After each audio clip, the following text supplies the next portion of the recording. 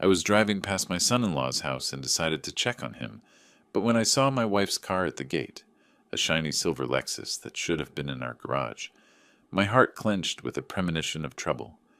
Something's wrong, I thought, and I quietly approached the window, trying not to give myself away. What I heard inside destroyed and changed my world forever. Before we continue, please subscribe to the channel and let us know where you are listening in the comments. When the old fool finally signs the papers, we'll have everything we planned for. Margaret's voice drifted through the half-open window like poison in my veins. I sat frozen in my car outside Brianna's house, keys still dangling from the ignition. 5 minutes ago, I'd called my daughter to surprise her with dinner plans. "Sorry, Dad, I'm not home, but Dan's there working on some case files," she'd said cheerfully. Yet here was Margaret's silver Lexus parked brazenly in the driveway. I killed the engine and approached the window on trembling legs. Through the gap in the curtains, I could see them clearly. My wife of 25 years lounging on my daughter's couch like she owned the place, and Dan leaning against the bookshelf with that smug expression I'd grown to despise. "The timeline's perfect," Dan was saying, his lawyer voice crisp with satisfaction. "File in June, claim irreconcilable differences. With the new Iowa statutes, Margaret's entitled to half of everything acquired during marriage, plus spousal support for life."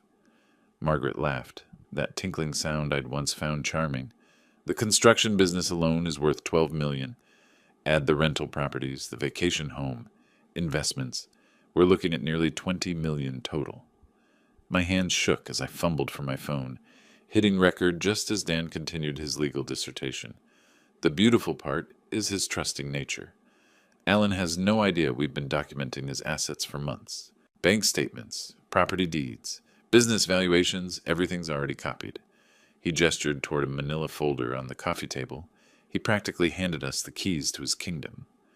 25 years of playing the devoted wife," Margaret said, examining her manicured nails. "Pretending to care about his boring construction stories, nodding sympathetically when he worried about payroll. God, the man actually believes I love him." A twig snapped under my foot. Both of them froze mid-conversation, heads turning toward the window like startled deer. I pressed myself against the brick wall, heart hammering against my ribs, sweat beading despite the April chill. "Did you hear something?" Margaret's voice carried a note of suspicion. "Probably just the neighbor's cat," Dan replied after a pause. "You're paranoid." "Can you blame me? If Alan discovered this before we're ready." "He won't. The man couldn't spot a conspiracy if it wore a neon sign." Dan's laughter held nothing but contempt. "By September, you'll be divorced, wealthy, and free to do whatever you want, with whoever you want." I forced myself to stay hidden until their conversation resumed, my phone capturing every venomous word. When I finally crept back to my car 15 minutes later, my entire world had shifted on its axis. 25 years of marriage reduced to a legal strategy session between my wife and son-in-law. The folder on that coffee table haunted me. Months of planning, documentation, preparation. While I'd been working 16-hour days to build our future, they'd been systematically mapping its destruction. I sat in the driver's seat, staring at my hands wrapped around the steering wheel, the same hands that had built a construction empire from nothing, that had provided every comfort Margaret enjoyed, that had walked her down the aisle when her own father refused to attend our wedding. Margaret's voice echoed in my memory. "The man actually believes I love him." The worst part? Until 30 minutes ago, I absolutely did. The front door opened just as I reached for my car keys. Margaret emerged first, her designer handbag swinging casually at her side, followed by Dan adjusting his tie with practiced precision. Neither expected to find me sitting in my Honda, and the shock registered on Margaret's face like a slap. "Alan?" Her voice climbed an octave. "What are you doing here?" I forced my expression into something resembling normalcy, though my pulse thundered in my ears. 25 years of marriage had taught me to read her moods, but apparently she'd been acting the entire time.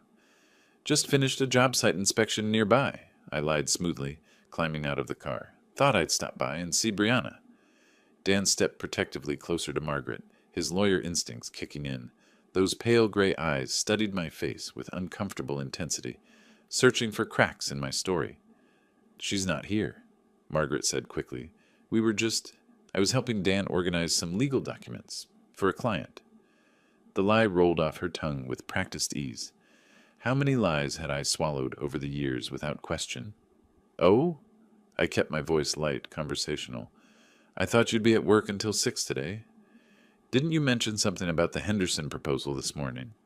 A flicker of panic crossed her features. I left early. Headache. Sorry to hear that. I turned to Dan with manufactured friendliness, working on an interesting case.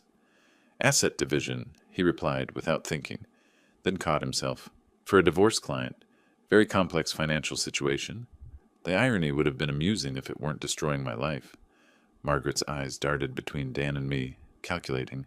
How long have you been here, Alan? Just pulled up. Why? No reason. But her smile looked painted on. You seem tense. Everything okay? The woman who'd plotted my financial ruin for months was asking about my well-being. I almost laughed. Long day. You know how it is. I gestured toward Dan. Don't let me interrupt your work session. We were just finishing up, Dan said, his hand settling possessively on Margaret's lower back. The gesture seemed automatic. Intimate. How long had that been happening? Good timing, then. I pulled out my phone to check the time, making sure they could see the device. Neither reacted, but I caught Dan's eyes lingering on the screen. I should head home anyway. Dinner won't cook itself. Margaret's laugh sounded forced. I'll be along shortly. Just need to wrap up a few things here. Take your time. I opened my car door, then paused as if remembering something. Oh, Margaret. Dr. Patterson's office called about rescheduling your physical. Something about a conflict with your work schedule? Her face went blank for a split second, the look of someone whose lie had been exposed. Then she recovered with impressive speed. Must be a mix-up. I'll call them later. No worries. These things happen. I slid into the driver's seat, heart hammering. See you both later. As I backed out of the driveway, I watched them in my rearview mirror. They stood frozen until my car disappeared around the corner, then immediately moved closer together, heads bent in urgent conversation. The three-way dance of deception was complete. They suspected I might have overheard something. I knew they were planning to destroy me, and all of us were pretending everything was perfectly normal. Margaret would drive home separately, armed with explanations for her early departure from work and her presence at Dan's house. She'd probably arrived at a dozen reasonable justifications by the time she walked through our front door, but she didn't know about the recording on my phone. 43 minutes of crystal-clear audio that would change everything.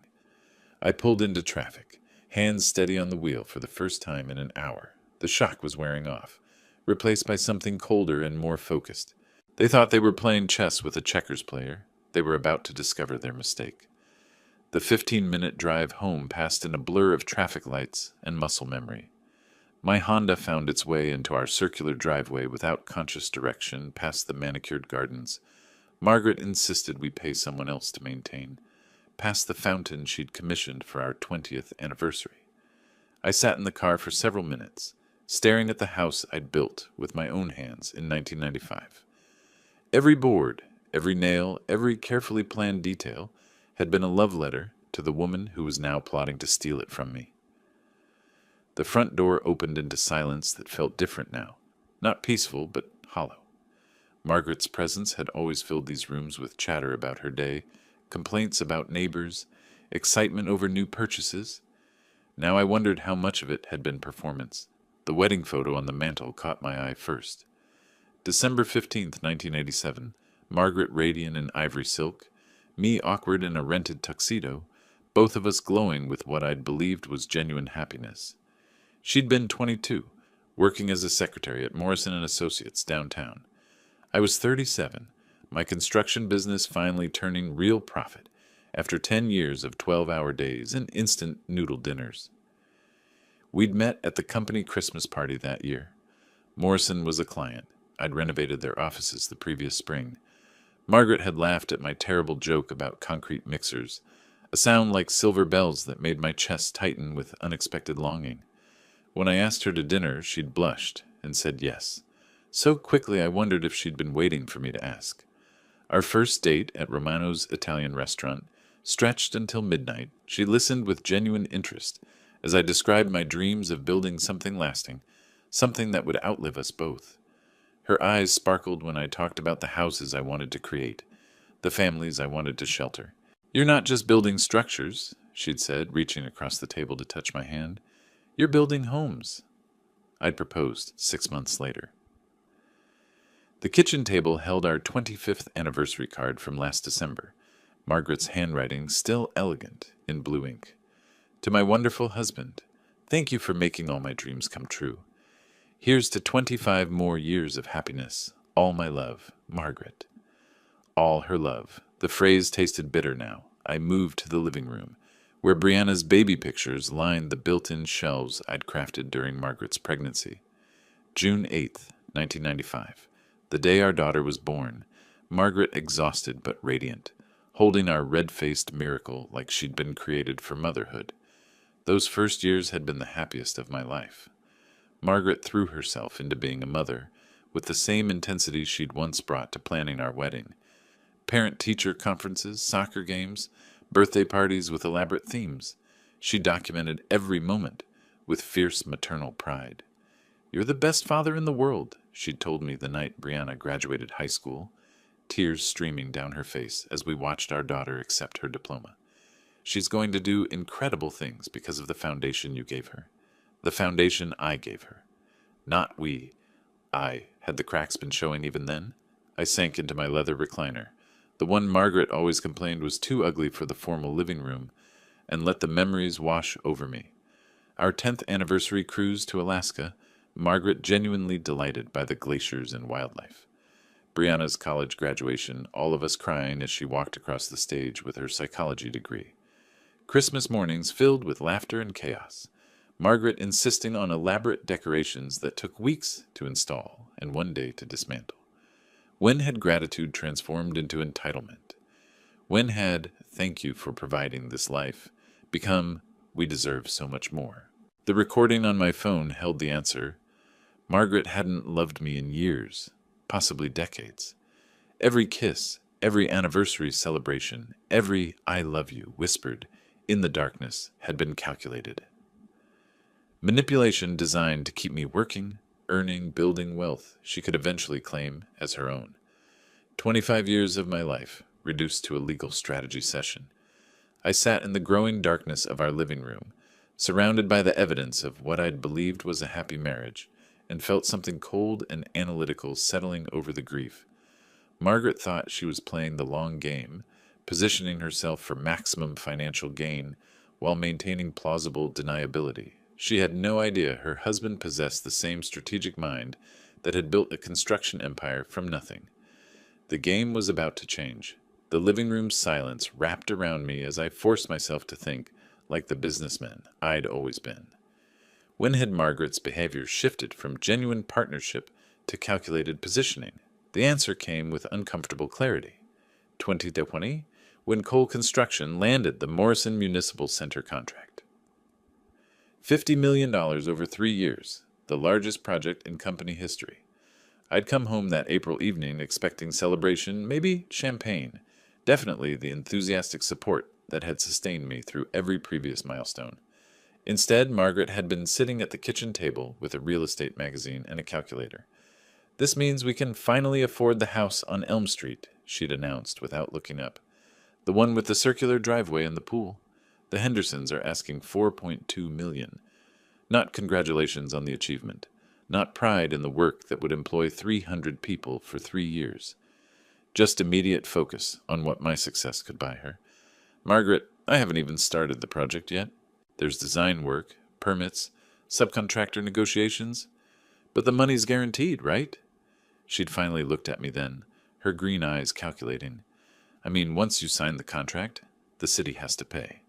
The conversation had lasted 2 hours. She'd mapped out expenditures down to the last detail.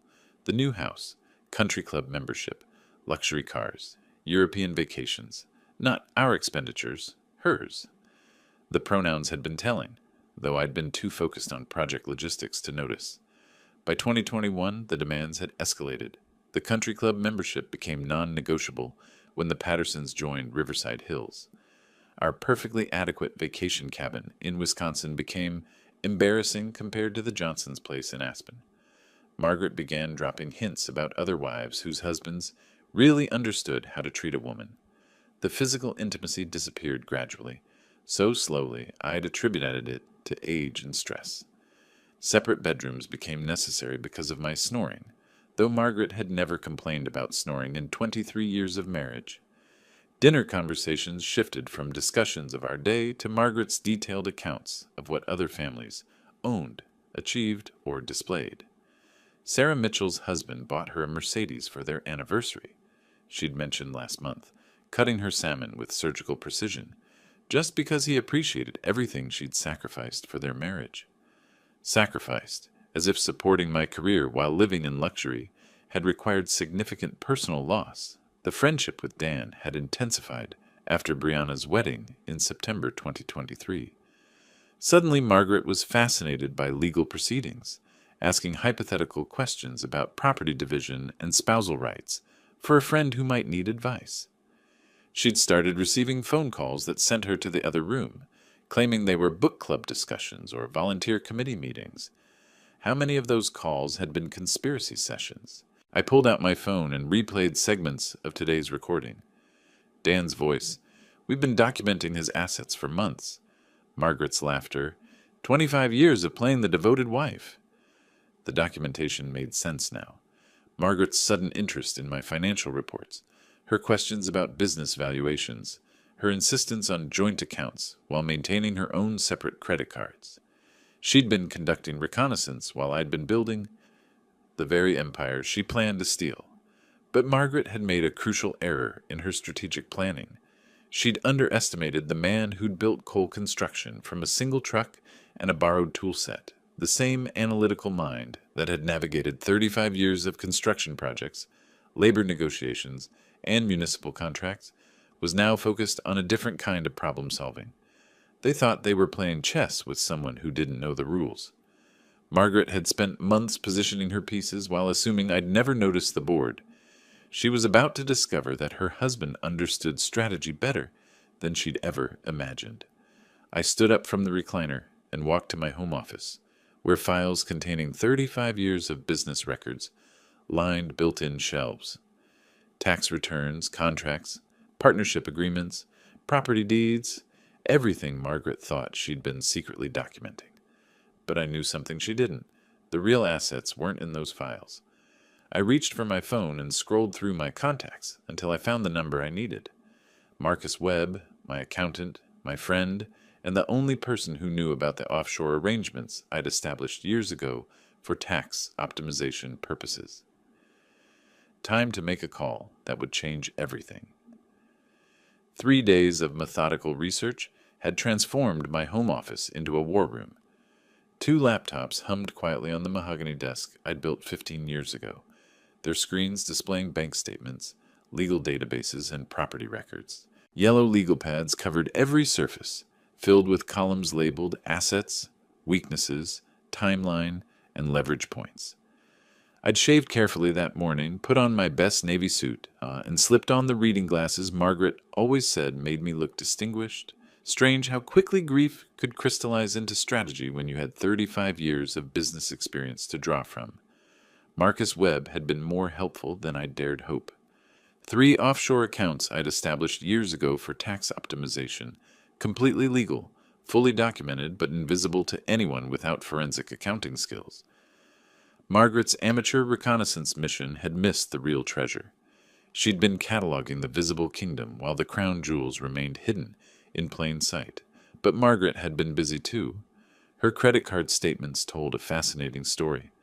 $47,000 in unauthorized transfers over 8 months, funneled to a joint savings account I'd never opened. The beneficiary name made my jaw clench. Daniel Thompson. They'd been positioning themselves as financial partners long before their divorce conspiracy began. Luxury lunches at Riverside Country Club, $300 spa treatments, designer clothing purchases that coincided suspiciously with her book club meetings. Every expense painted a picture of a woman preparing for a different life. The 8 out of 500 Herm Daughters handbag she'd bought last Tuesday carried particular irony, given that she'd complained about grocery costs just that morning. Dan's vulnerabilities proved even more illuminating. My construction industry contacts had been generous with information about Davenport's most ambitious attorney. The man who planned to steal my fortune was drowning in debt. $180,000 in student loans, an $8,500 monthly office lease chosen for image over prudence, and a growing reputation for cutting ethical corners when payment schedules got tight. Thompson's a sharp lawyer, Jim Morrison from Morrison Concrete had told me over coffee. But he's got champagne tastes on a beer budget. Owes 3 of my subcontractors nearly 25 grand total. Always promises payment next week and then disappears when the bills come due. The State Bar Association's website revealed 2 dismissed ethical complaints in the past year, both involving client fund mismanagement. Dismissed, but documented. In legal circles, even unsuccessful complaints left stains on professional reputations. I leaned back in my leather chair, surveying the intelligence gathered over 72 hours of patient investigation. Margaret and Dan had underestimated their opponent catastrophically. They'd seen a trusting husband who worked long hours and rarely questioned household expenses. They'd failed to recognize the analytical mind that had built Cole Construction from a single truck into a $12 million enterprise. The phone rang, jarring me from my strategic reverie. Brianna's name flashed on the screen. "Hey, sweetheart." I kept my voice warm, normal. "How's your day going?" "Dad, I need to ask you something." Her tone carried the careful neutrality she used with troubled patients. "Is everything okay between you and Mom lately? There's been this weird tension whenever I'm around both of you." My hand tightened on the phone. How much did she know? How much had Dan told her about their conspiracy? What makes you ask? "Little things. Mom seems stressed about money, which is strange since business has been so good. And Dan keeps asking weird questions about your company structure, like how the partnerships work and who controls what assets." She paused. "It feels like they're fishing for information, but I can't figure out why." Fishing for information? My daughter's psychology training had detected the predatory behavior her mother and husband thought they'd hidden. "Probably just curiosity about how the business world works," I said carefully. "Your mom's always been interested in financial security?" "Maybe." But Brianna didn't sound convinced. "Dad, if something was wrong, I mean really wrong, you'd tell me, right?" The question hung between us like a loaded weapon. Tell her what? That her mother was planning to destroy me financially? That her husband was orchestrating the whole conspiracy? That the family she'd trusted her entire life was built on lies? "Of course, sweetheart, but everything's fine. Just the usual business pressures." After we hung up, I sat staring at my research notes. Dan had been pumping my daughter for information about my business structure. The scope of their intelligence-gathering operation was broader than I'd realized. Time to make sure they got exactly the information I wanted them to have. I was still processing Brianna's warning about Dan's fishing expedition when my secure phone line rang. Sarah Chen, my accountant for 12 years, her voice crisp with professional efficiency. "Alan, I've got the asset protection documents ready for signature. When you mentioned wanting to update estate planning, I took the liberty of researching optimal structures." A pause. "This is about more than estate planning, isn't it?" "How perceptive of you. 28 years in forensic accounting teaches you to read between the lines. Should I ask what kind of threat we're protecting against?" "The domestic variety." Sarah's silence spoke volumes. She'd handled 3 divorces for my construction crew supervisors. She knew the landscape. "I'll have everything ready by noon," she said. "The business assets will be completely insulated from any personal legal action. Whoever's planning to take a run at your personal finances won't even see the real money." By 10 a.m., I was sitting across from Tom Bradley, president of First National Bank and my golf partner for 15 years. The mahogany conference room smelled of coffee and leather, familiar territory where I'd negotiated dozens of construction loans. "Account security review," I said, sliding documents across the polished table. "I need all joint access points verified and temporarily frozen pending identity confirmation." Tom's eyebrows rose slightly. "This is comprehensive, Alan? Every joint account, credit line, and automatic payment system?" "Every single one." "May I ask?" "You may not." But I smiled when I said it. "How long for the security holds to take effect?" "Immediately upon your signature. All account holders will receive notification that access requires in-person verification. with photo ID and secondary documentation. Tom studied my face. This is going to inconvenience Margaret significantly. I'm counting on it. The security holds activated at 11:47 a.m., just as Margaret was sitting down for her weekly lunch at Riverside Country Club with 3 other construction wives.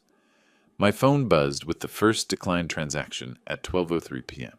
I was reviewing contractor bids when Margaret's panicked call came at 12:15. Alan, something's wrong with our accounts. My card was declined at lunch, and when I called the bank, they said there's a security hold. Do you know anything about this? Perfect innocence. No mention of the joint account with Dan's name. No acknowledgement of the missing $47,000.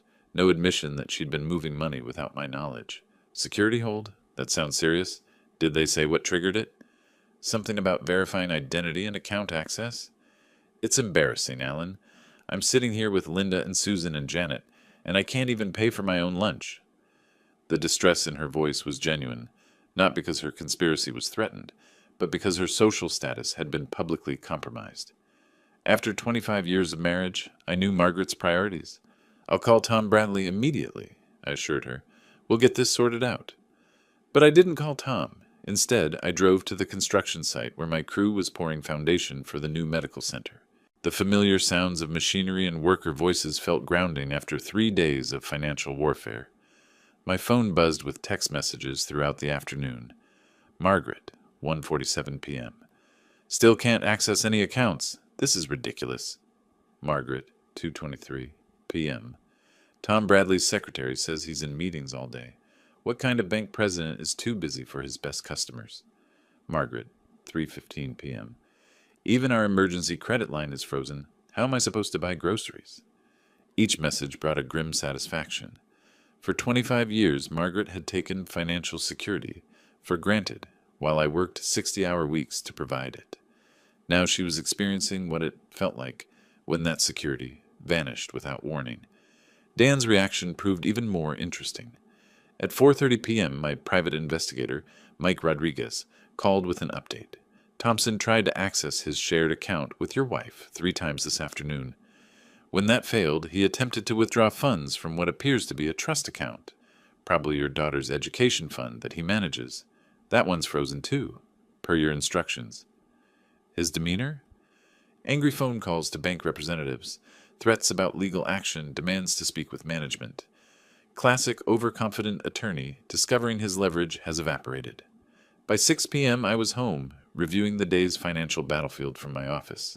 Every shared account frozen, every joint credit line suspended, every automatic payment system requiring my personal authorization.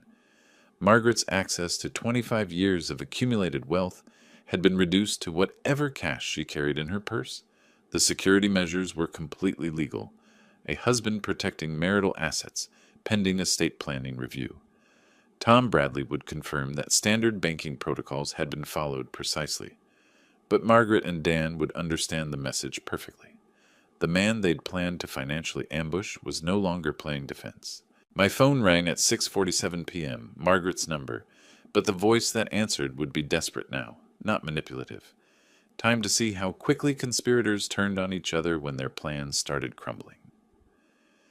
The after-hours security guard at Thompson & Associates barely looked up as Margaret rushed through the lobby at 7:15 p.m., her heels clicking frantically on the marble floor. I knew this because Mike Rodriguez had positioned himself in the coffee shop across the street with a clear view of the building entrance. The frantic call Margaret had made from our driveway, "Dan, we need to talk immediately. Something's gone terribly wrong," had been loud enough for our next-door neighbor to overhear. Not that Margaret cared about discretion anymore. On the 14th floor, Dan's corner office glowed with emergency session intensity. Through his window, anyone with binoculars could see 2 figures hunched over a conference table covered with documents, their body language screaming crisis management. He knows. Margaret's voice carried through the building's older ventilation system to the accounting firm next door, where Mike's contact maintained an office. Alan knows something, and he's cutting off everything. I couldn't even buy gas for my car. Dan's response was sharp, professional, his litigation voice engaged. The timing isn't coincidental. 3 days ago, you said he showed up unexpectedly at Brianna's house, right when we were discussing strategy. He must have overheard something. How much could he have heard? Enough to understand we're not playing around. Papers rustled as Dan reviewed documents. Margaret, we need to assume he recorded our conversation. Everything we said about assets, timeline, strategy, all of it potentially documented. The silence that followed spoke volumes. Two conspirators, realizing their victim had been several moves ahead, while they'd congratulated themselves on their cleverness. What do we do? Margaret's voice had lost its earlier confidence. We accelerate everything. No more gradual approach, no more careful positioning. Monday morning, I file for emergency divorce proceedings with immediate spousal support. We claim Alan is engaging in financial abuse by restricting your access to marital assets. Financial abuse? Margaret's tone sharpened with interest. That sounds legally compelling, Dan finished. We paint him as a controlling husband who uses money to manipulate and intimidate. The frozen accounts become evidence of his abusive patterns, not defensive strategy. More rustling papers, the sound of a legal mind shifting into full attack mode. I'll need you to document instances of emotional abuse, financial control, intimidation tactics. Think back over your marriage. Anytime Alan made financial decisions without consulting you. Anytime he questioned your spending. Anytime he used money to influence your behavior. That's going to be difficult, Dan. Alan's never been controlling about money. If anything, he's been too generous. Then we reframe generosity as manipulation. His providing for you becomes evidence that he created financial dependency to maintain control. Every gift, every luxury, every comfortable lifestyle choice becomes proof of his systematic isolation strategy. The breathtaking audacity was impressive in its scope. They were planning to weaponize 25 years of Alan's dedication and generosity, twisting every act of love into evidence of abuse. What about Brianna? Margaret asked. She's not going to automatically take my side. Her psychology training makes her skeptical of everything. That's actually perfect. Dan's voice carried the satisfaction of a man who'd found his closing argument. Brianna's hesitation to support you immediately becomes evidence of how thoroughly Alan has manipulated family dynamics. We position her psychology training as something Alan exploited to turn his own daughter against her mother's emotional needs. You want to make our daughter a witness against her father? I want to save your financial future, Margaret. Brianna's professional training means her testimony carries extra weight. If she expresses any concern about family dynamics, we frame it as expert psychological opinion, confirming Alan's manipulative patterns. The plan was elegant in its comprehensive evil. Turn the daughter's professional skepticism into evidence against the father. Reframe every act of love as manipulation. Transform defensive financial protection into proof of abuse. Monday morning, Dan continued, I file for emergency restraining orders preventing further asset movement, immediate spousal support of $15,000 monthly, and temporary exclusive occupancy of the marital home. By Wednesday, we'll have him painted as an abusive husband who needs court supervision to prevent further financial intimidation. And if he fights back, then we escalate harassment charges if he contacts you directly, stalking allegations if he investigates our activities, emotional abuse claims if he questions any of our accusations. Dan's voice carried cold satisfaction. The beauty of domestic abuse law is that denial becomes evidence of guilt. The harder he fights, the more controlling he appears. Margaret's laughter held no warmth. Poor Alan, he has no idea what he's unleashed. 25 years of playing the trusting husband, time to teach him that nice guys finish last.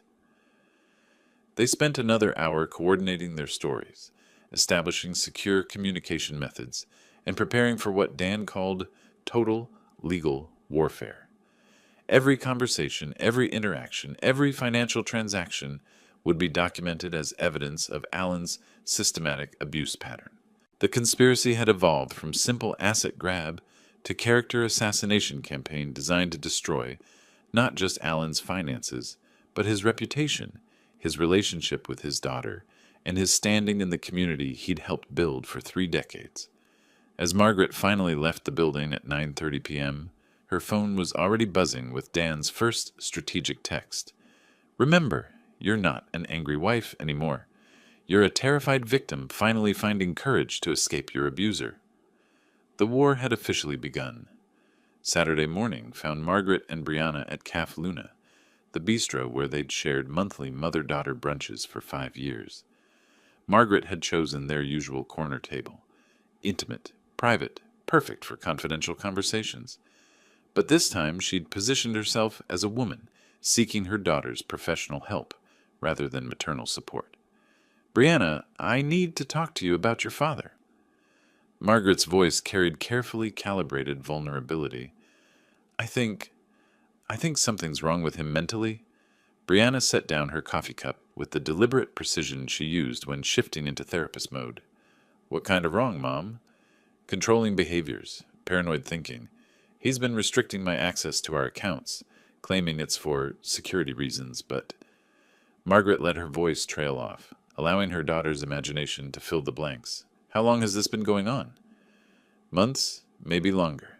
I just attributed it to work stress. But yesterday he completely froze me out of every account we share. I couldn't even buy lunch. Brianna leaned forward, her psychological training engaged despite personal involvement. Mom, financial control can be a form of domestic abuse, but it can also be legitimate financial management during business transitions or legal concerns. What's Dad's explanation? The question was too direct, too professionally neutral. Margaret had expected emotional support, not clinical analysis. He claims it's routine account security, but Brianna, I've been married to him for 25 years. This isn't routine. This is punishment for something. Punishment for what? Margaret hesitated. How much could she reveal without exposing her own conspiracy? I think he suspects I've been questioning our marriage. Maybe he's trying to intimidate me into staying. Mom. Brianna's voice carried the patience of someone who'd spent years treating manipulative patients. Are you telling me Dad is financially abusing you to prevent divorce? Or are you telling me you're considering divorce and Dad is protecting assets? The distinction cut too close to truth. Margaret shifted tactics. I'm telling you that your father has been exhibiting concerning behavioral changes. And as a psychologist, I thought you might have insights about what's happening. As a psychologist, I'd say that major behavioral changes usually have identifiable triggers. What happened 3 days ago that might have caused Dad to suddenly restrict account access? Margaret's mind raced. Brianna was too well trained to accept emotional manipulation without evidence. Every question revealed the gaps in Margaret's victim narrative. I don't know what triggered it. That's what scares me. But Brianna was studying her mother's face with clinical detachment, reading micro-expressions and verbal inconsistencies with professional skill. Mom, are you asking for psychological advice? Or are you asking me to take sides in a marital conflict? The blunt question shattered Margaret's manipulation strategy. Her daughter wasn't going to provide the emotional support that would validate her victim narrative. I'm asking you to help me understand what's happening to our family. Then I suggest you have an honest conversation with Dad about his concerns, instead of asking me to psychoanalyze him based on your interpretation of his behavior. Margaret left the caf. 20 minutes later, furious at her daughter's professional detachment and worried about the implications. If Brianna refused to automatically support her mother's claims, the victim narrative would collapse under professional scrutiny. Meanwhile, 40 miles away at Cole Construction's headquarters, I was receiving intelligence that would reshape the entire battlefield.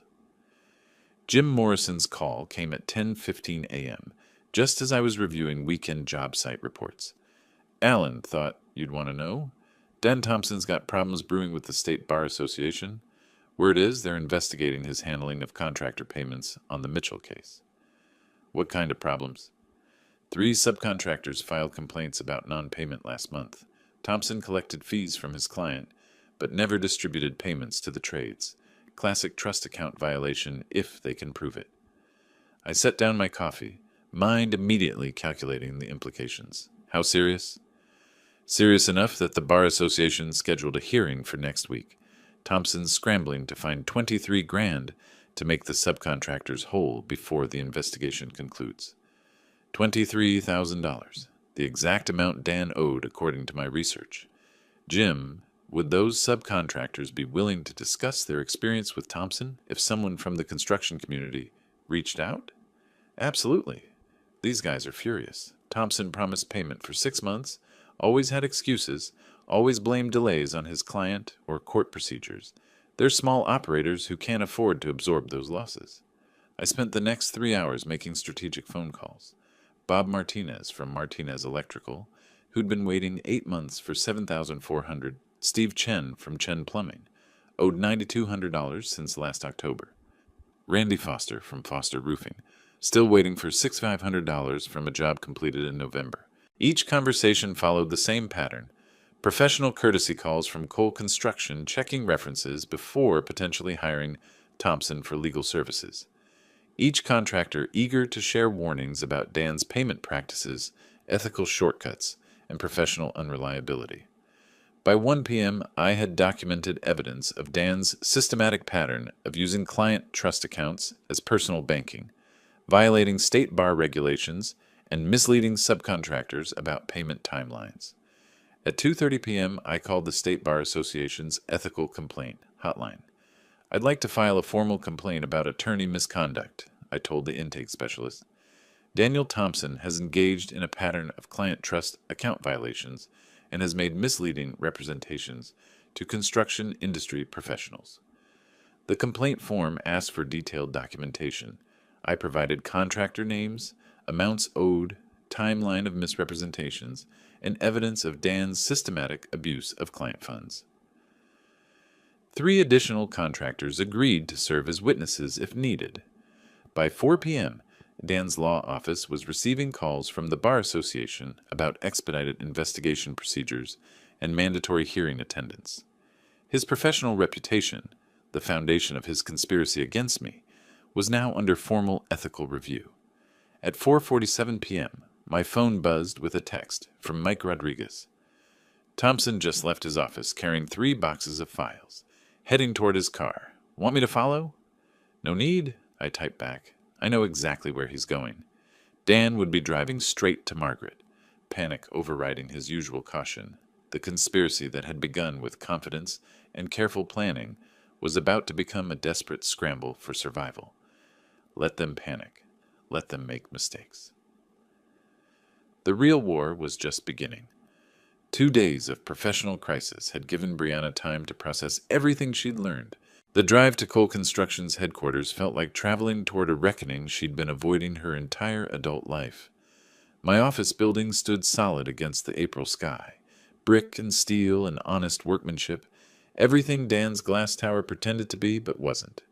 Sarah, my secretary for 8 years, greeted Brianna with the warmth reserved for family members, who actually showed up to job sites and company picnics. He's expecting you, honey. Go right in. I stood when she entered, reading her body language with the careful attention I'd learned from watching Margaret's moods for 25 years. But Brianna carried herself differently.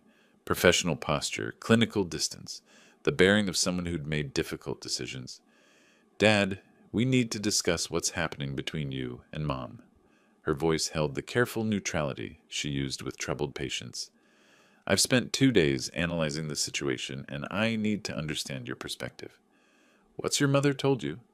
That you're exhibiting controlling behaviors, financial manipulation, possible emotional abuse. She sat across from my desk, hands folded precisely. She wants me to support her victim narrative using my professional credentials. The clinical language was jarring coming from my daughter, but I recognized her strategy. Distance herself emotionally to evaluate facts objectively. And what do you think? I think Mom tried to manipulate me the same way she's apparently been manipulating you. Brianna's green eyes, so much like Margaret's, but clearer somehow, studied my face. Show me the evidence, Dad. I need to hear what you heard. I hesitated. Once I played that recording, there would be no protecting her from the truth about her mother and husband. But Brianna was 30 years old, a licensed psychologist, capable of handling reality.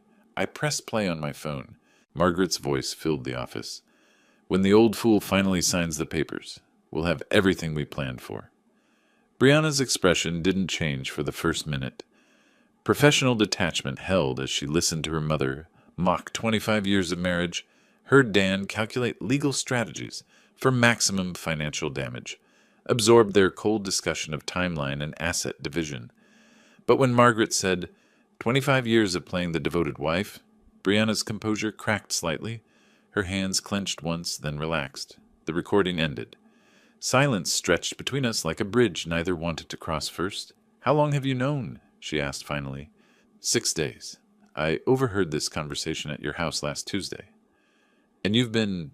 what? Building a defense strategy while pretending everything was normal? Something like that. She leaned back in her chair, processing. Mom asked me to evaluate your mental state. She wanted me to provide professional opinion that you were exhibiting abusive patterns. What did you tell her?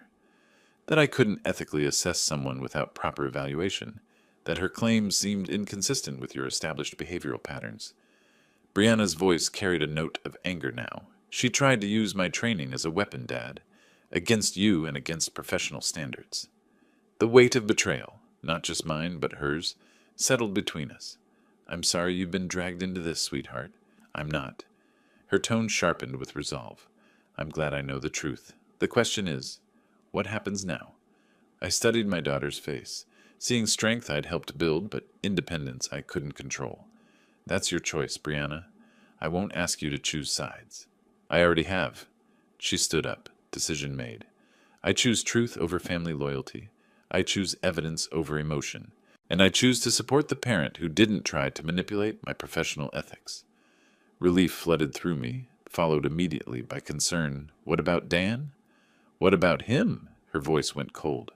My husband participated in a conspiracy to financially destroy my father while using my psychology practice as cover.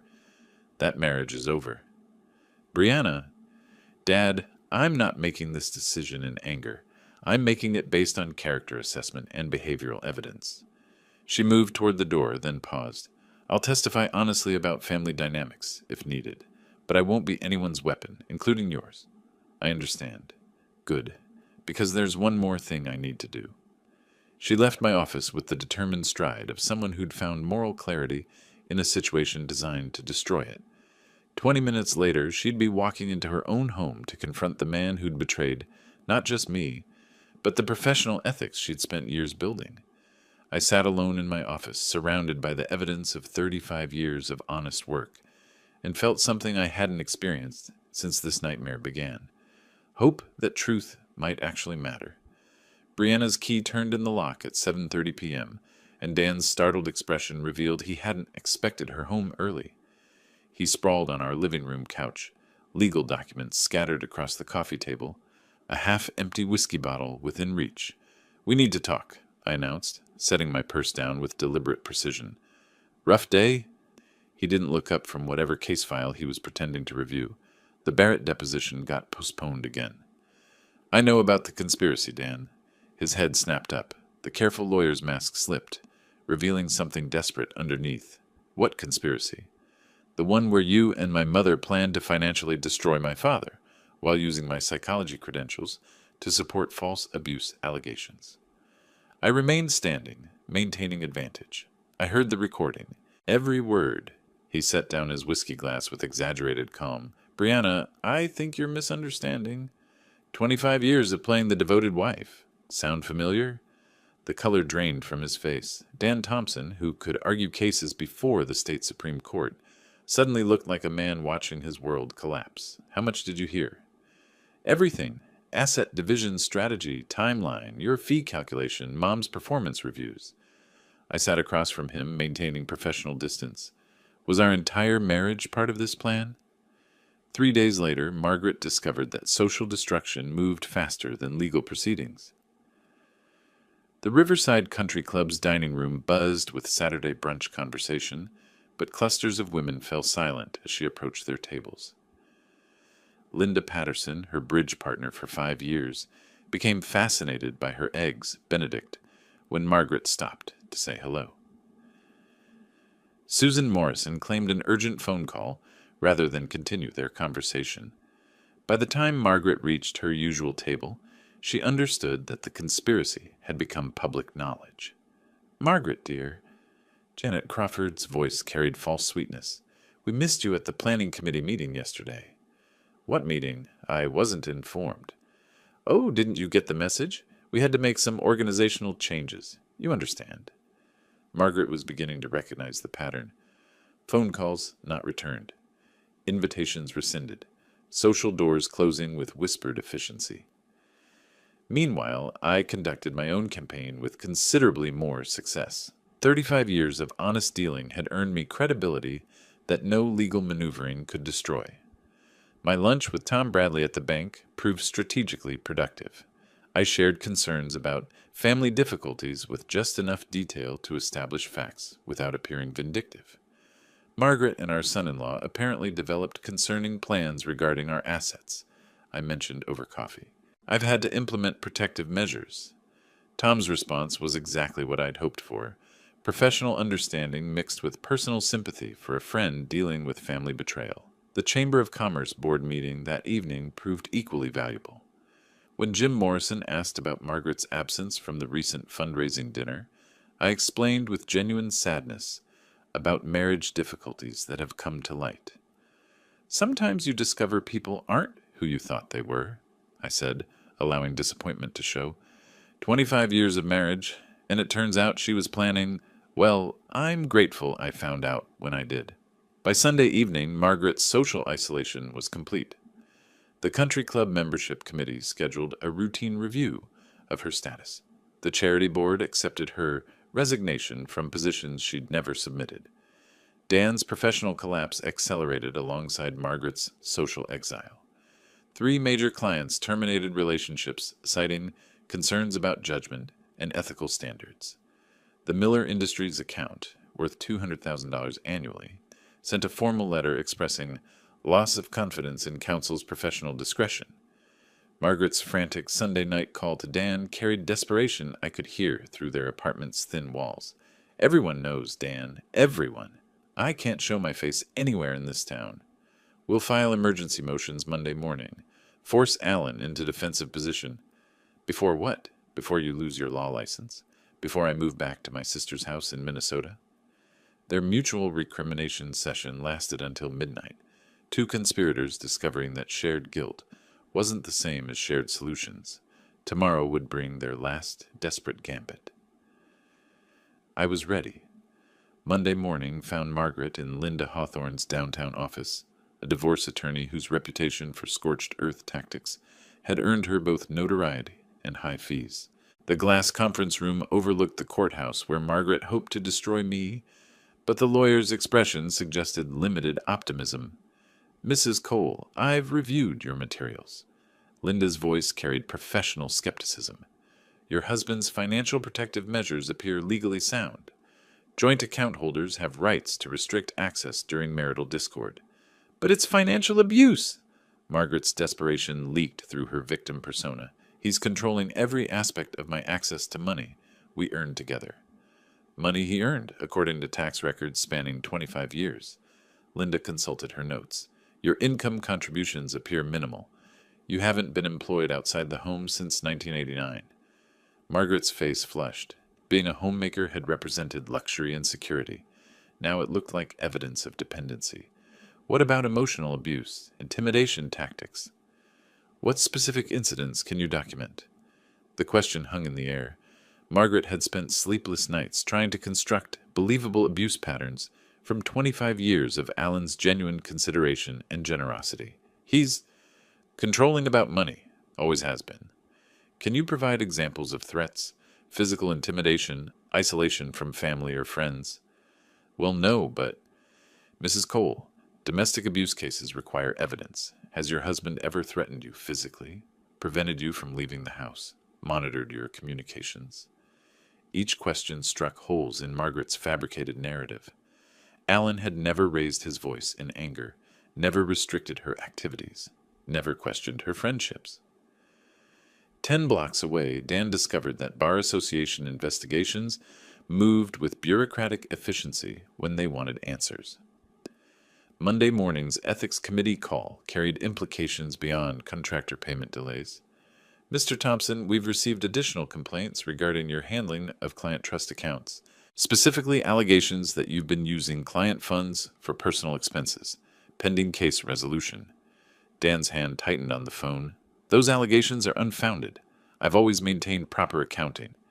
We have documentation from Martinez Electrical showing invoices submitted 8 months ago with promises of payment, pending client approval. Yet your client settled 6 months ago. Where are those funds currently? The answer was his personal checking account, where contractor payments had been diverted to cover office rent and student loans. What had seemed like resourceful cash flow management now appeared as embezzlement. There may have been administrative delays.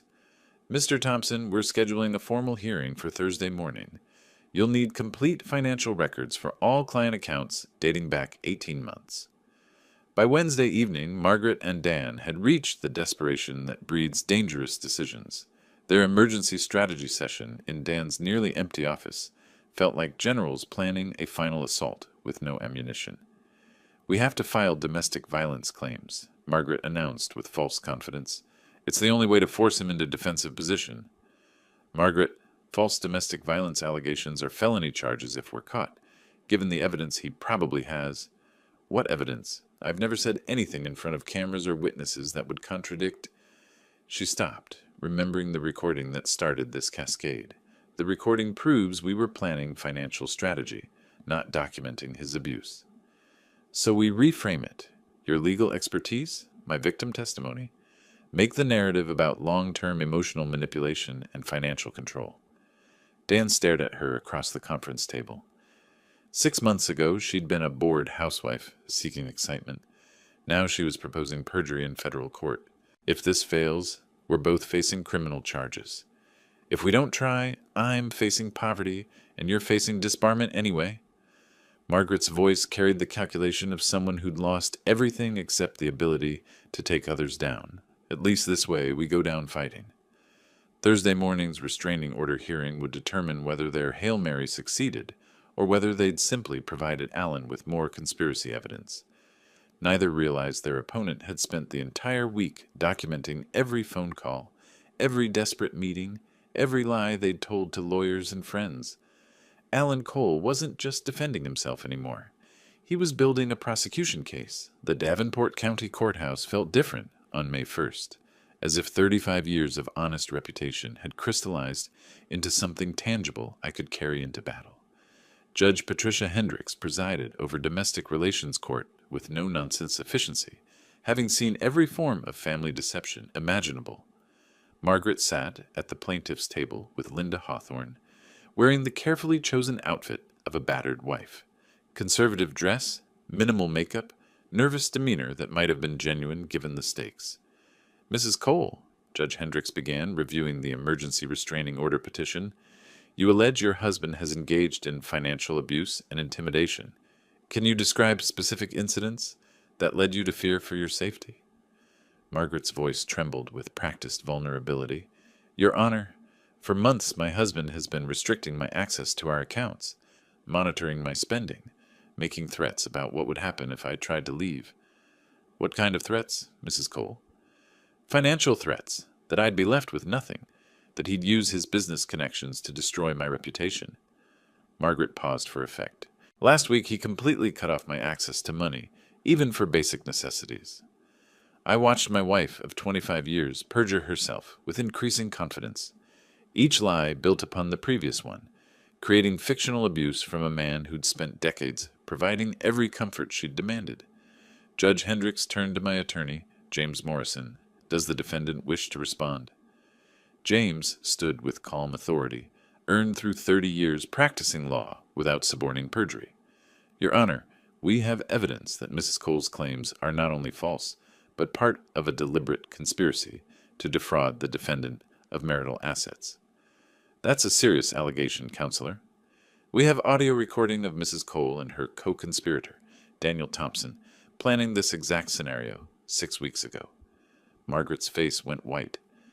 Linda Hawthorne whispered frantically in her client's ear, but damage control was impossible when your entire case was built on lies. I'd like to present Exhibit A, James continued, connecting his phone to the courtroom's audio system. Margaret's voice filled the chamber. When the old fool finally signs the papers, we'll have everything we planned for. For 43 minutes, Judge Hendricks listened to the complete conspiracy unfold. Margaret's mockery of our marriage, Dan's legal strategies for asset seizure, their calculated plan to manipulate Brianna's psychology credentials. The man actually believes I love him, Margaret's recorded voice declared with casual cruelty. I watched my wife's fabricated victim narrative crumble in real time. Her coach testimony about fearing for her safety became absurd when contrasted with her recorded laughter about manipulating the old fool. Judge Hendricks stopped the recording. Mrs. Cole, do you have any response to this evidence? Margaret's mouth opened and closed silently. Linda Hawthorne's face had gone pale as she realized her client had used her to file fraudulent court documents. Your Honor, Linda said carefully, I request permission to withdraw from this case. I was not informed of these circumstances when I agreed to representation. Motion granted. Judge Hendricks fixed Margaret with the stare she reserved for perjurers. Mrs. Cole, I'm dismissing your restraining order petition with prejudice. Furthermore, I'm referring this matter to the District Attorney's Office for investigation of possible perjury charges. The gavel fell with finality that echoed through the courtroom. 2 weeks later, the divorce settlement reflected Margaret's spectacular miscalculation.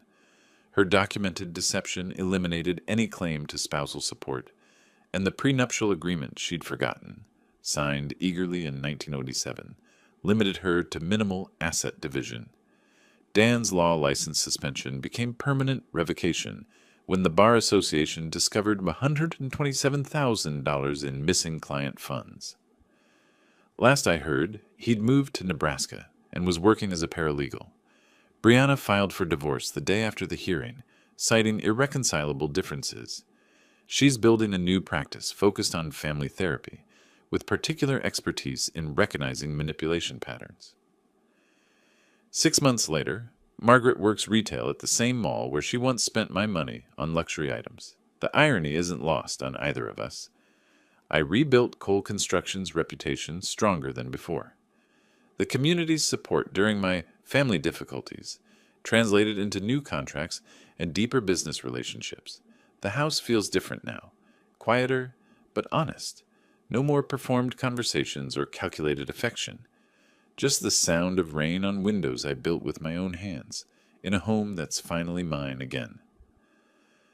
Margaret had been right about one thing. I really had believed she loved me. Now I know the difference between love and performance. If you like this story, please like this video, subscribe to the channel, and share your impressions of this story in the comments. To listen to the next story, click on the box on the left. Thank you for watching.